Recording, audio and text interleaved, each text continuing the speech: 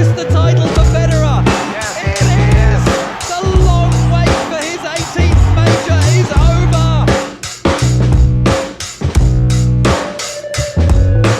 That one thing is on this catch and break play and the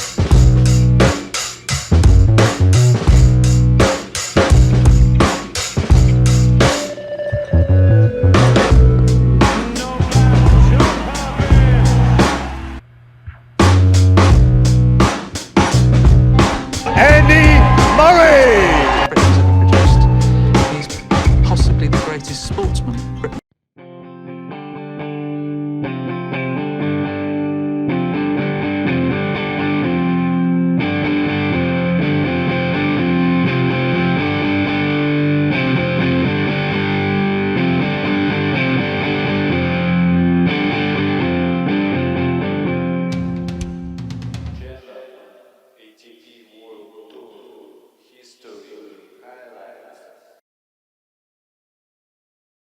Приветствую вас на своем канале любителей истории тенниса и ее героев. Сделаю вначале небольшое отступление, теперь изменится формат видео. Они будут короче, но по несколько частей.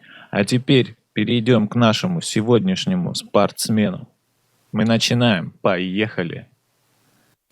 И в сегодняшнем выпуске мы поговорим о величайшем теннисисте всех времен, Роджере Федерере. Детство и отрочество. Утром 8 августа 1981 года у Роберта и Линет Федереров родился мальчик, нарекли его английским именем Роджер. Здесь важно сделать отступление. У французов есть имя, которое тоже пишется Роджер, но произносится Рожа. Почему же родители, проживающие в немецкоязычном регионе Швейцарии, дали сыну английское имя? Существуют подобные немецкие имена Рутгер, Ротгер или Рогер. Думаю, что на этом настояла мама, которая была поклонницей всего английского. Родители называют его Родж, а старшая сестра Роджи. Детство будущего кумира миллионов прошло в Мюнхенштайне, южном пригороде Базеля. Первые свои самостоятельные шаги Родж сделал, как и большинство мальчиков, в 11 месяцев, но в дальнейшем он отличался от других детей гиперреактивностью. Это и видно по его матчам. В 37 лет завоевал 101 титул. С малого возраста он очень любил подвижные игры с мячом. Первой игре, которой его научил папа, стал настольный теннис. Затем Роберт Федерер решил научить сына своей любимой игре – гольфу, и отвел его тренироваться в гольф-клуб. Однако темпераментному мальчонке гольф оказался слишком спокойным, и он недолго осваивал азы этого вида спорта. В бадминтон Родж играл с друзьями по улице, используя вместо сетки ограду. В школе между уроками гонял в баскетбол. По выходным с отцом в сквош, пользуясь деревянными теннисными ракетками. Но главными увлечениями были теннис и футбол. Сами же родители Роберт и Линет Федерере стали играть в теннис за несколько лет до рождения сына в Йоханнесбурге.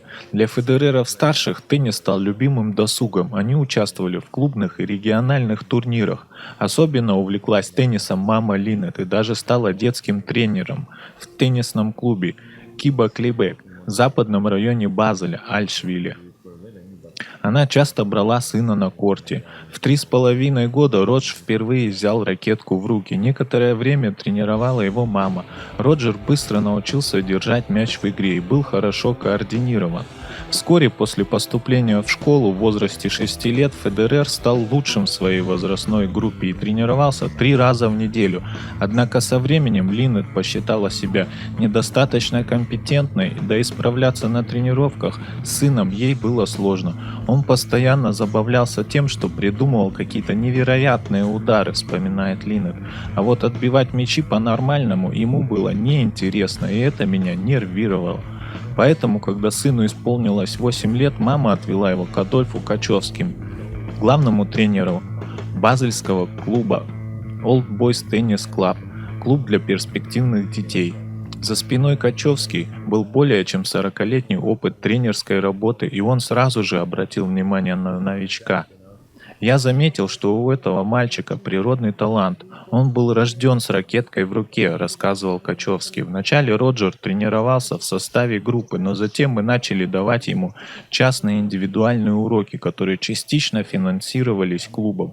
Он был способным учеником. Когда мы учили его чему-то новому, то Роджер осваивал это с 3-4 попыток, в то время как другие тратили на это неделю.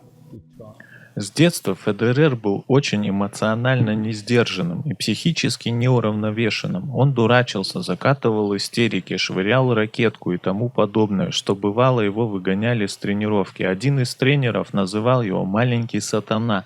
На турнирах он вел себя тоже не лучшим образом. Был случай, когда в ожидании окончания матча, после которого Роджеру предстояло играть, он залез на дерево и спрятался в кроне. Его отсутствие заметили и начали беспокоиться. И организаторам турнира, администрации корта, пришлось затратить некоторое время на его поиски, а во время матча он громко критиковал себя, называл дураком и идиотом, или после неудачно сыгранного мяча начинал рыдать, и судьям на вышке приходилось его утихомиривать или успокаивать. Такое поведение сильно расстраивало его родителей, и они либо отказывались с ним разговаривать, идя домой, либо дома начинали читать нравоучения. Однажды сын посоветовал маме, расстроенной его поведением, для успокоения выпить стакан вина. Вот такая вот сыновья забота. В 9-летнем возрасте ему определили индивидуального тренера Питера Картера, бывшего профессионального игрока ATP, выходца из Австралии. Наилучшая рейтинговая позиция 173. Из-за травм ему пришлось рано закончить карьеру игрока. Продолжая совершенствовать технику, поставленную Качевский, молодой 26-летний специалист стал обучать Роджера тактическим и психологическим аспектам игры, а также английскому языку, на котором они разговаривали во время тренировок и соревнований. Вне корта Питер и Роджер общались на немецком, и здесь уже в качестве ученика был молодой тренер.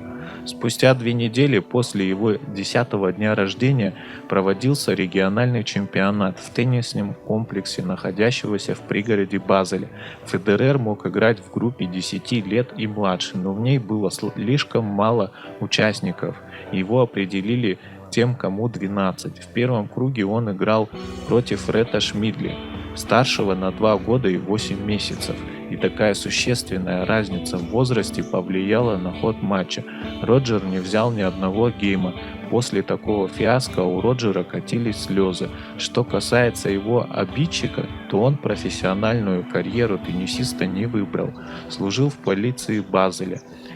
«Я помню, что выиграл у него со счетом 6-0, 6-0», рассказал он. «Но я и понятия не имел, что был единственным, которому это удалось».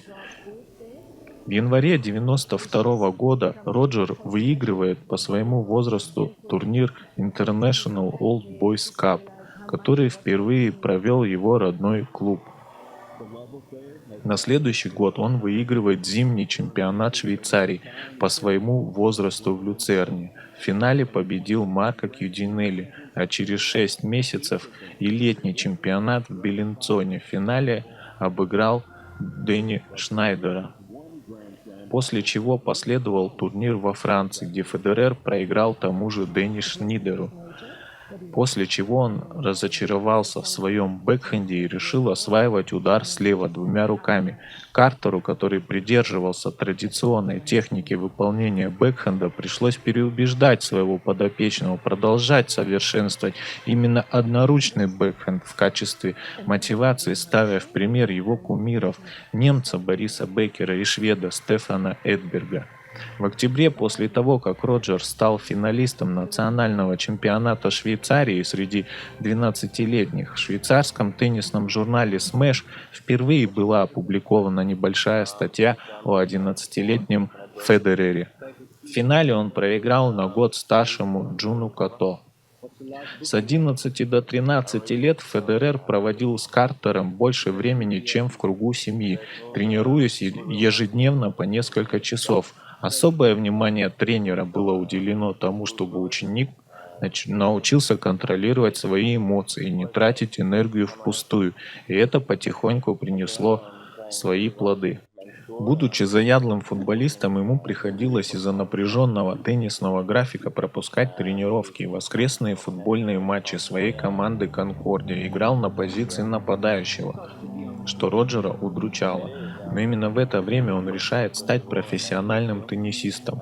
О профессиональном теннисе Федерер знал не понаслышке. В их городе и поныне проводится мужской профессиональный турнир Давидов Swiss Indoors, на который он неоднократно привлекался в качестве болбоя. В административных помещениях и кафе теннисного комплекса Сант-Якобс имелась возможность находиться в обстановке общения и поведения профессионалов вне корта, немного окунуться в атмосферу их жизни. 12-летний Федерер решает прекратить тренировки по футболу и сконцентрироваться исключительно на теннисе, даже в ущерб занятиям в школе, которые он посещал без особого желания. Родители также были за теннис, особенно мама хотела видеть сына именно теннисистом. Скорее всего, их мнение помогло принять окончательное решение.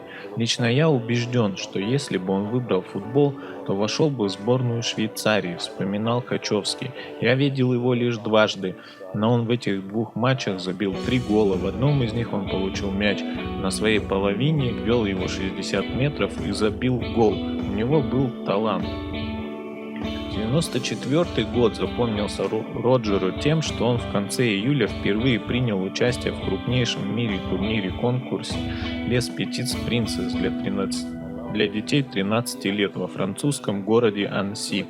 Там он попал в 8 лучших, а выиграл турнир Оливье Рохус. По итогам сезона Национальной ассоциации Swiss Tennis был отмечен именными часами как лучший игрок в возрастной группе 13-14 лет.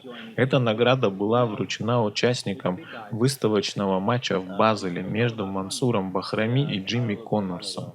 В июле 1995 года Федерер выигрывает чемпионат Швейцарии среди 14-летних в одиночном и парном разрядах. Родители были довольны работой Питера Картера, но они узнали, что в швейцарском национальном теннисном центре в Кубленце, что на окраине Лозанны, существует программа «Теннисные этюды», в соответствии с которой отобранным детям предоставляется бесплатное жилье, тренировки и учеба в школе. Учитывая, что теннисное обучение Роджера обходилось Федерером родителям порядка 3000 швейцарских франков в год, то это для семьи со средним достатком, каковыми они были, составляло немалую сумму, поэтому Роберт и Линет советуют сыну туда ехать. Вначале он отказывался. Во-первых, это была франкоговорящая часть страны, а во-вторых, до дома далековато, около 2 часов на поезде, но в конце концов Роджер согласился и в последнюю неделю августа успешно прошел отбор в академию.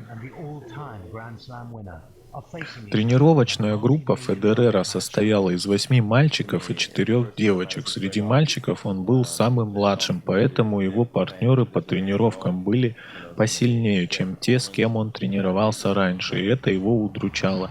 «Я привык быть лучшим и самым старшим, но там я внезапно стал худшим и самым младшим», — вспоминал Роджер. К тому же и тренировки, и школьные занятия проводились на французском, а он его фактически не знал. Особенно Роджера раздражало, когда его называли на французский манер «Роже».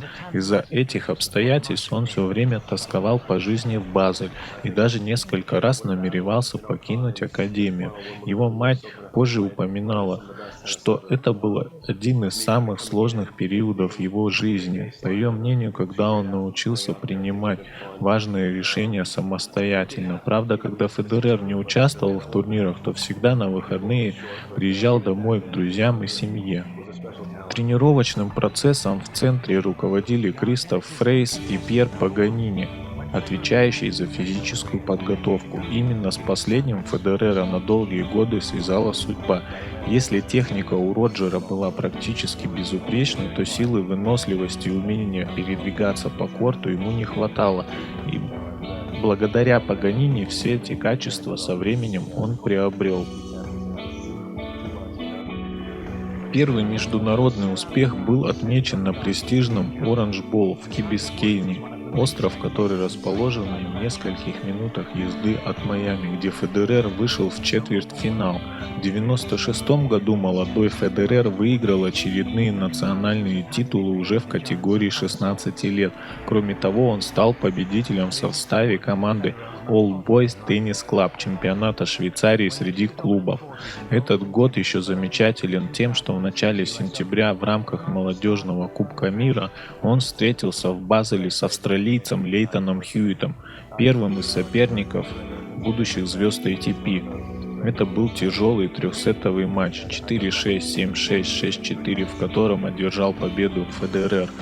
За игрой наблюдал швейцарский журналист Рене Штауфер, который был восхищен игрой соотечественника и впоследствии стал его биографом. За этот год Федерер сыграл 5 юношеских турниров в Швейцарии, США, Мексике, Коста-Рике.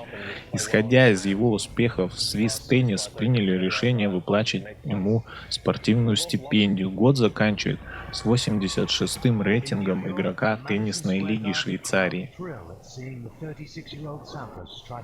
Его значительный рывок с точки зрения результатов выступления произошел между осенью 96-го и весной 97-го года. В этом же году Swiss Tennis открывает швейцарскую академию тенниса в Беле, и группу, занимающуюся по программе «Теннисные этюды» в Кубленце, переводят в Биль. Там Федерера снова начинает тренировать Питер Картер. Курировал тренировочный процесс шведский специалист 31-летний Питер Лундгрен, который перед этим закончил свое сотрудничество с известным чилийцем Марсело Риосом. Роджер завершает обязательное 9-летнее школьное образование и больше не утруждает себя повышением своей образованности, кроме изучения иностранных языков. Этот год стал последним в его выступлениях на внутренних юниорских турнирах. Он выигрывает зимние, летние, юношеские чемпионаты Швейцарии, выезжает на несколько турниров в Венесуэлу, Италию, США, выигрывает один в Прато, Италии, там же занимает второе место в паре с японцем Джуном Като. Среди соперников, ставших в дальнейшем профессионалами, в его копилке значатся победы на юниорском чемпионате Италии 6-2, 4-6, 6-2 над чилийцем Николасом Масу, который на 2 года старше его. В сентябре Федерер впервые вошел в компьютерный рейтинг ETF под номером 803, а год закончил на 704 позиции.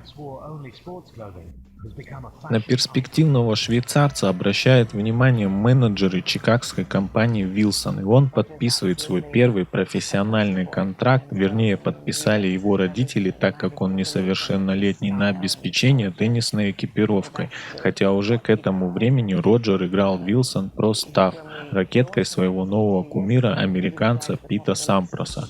Для полноты его портрета тех лет можно привести воспоминания одного из его одногруппников по теннисным этюдам.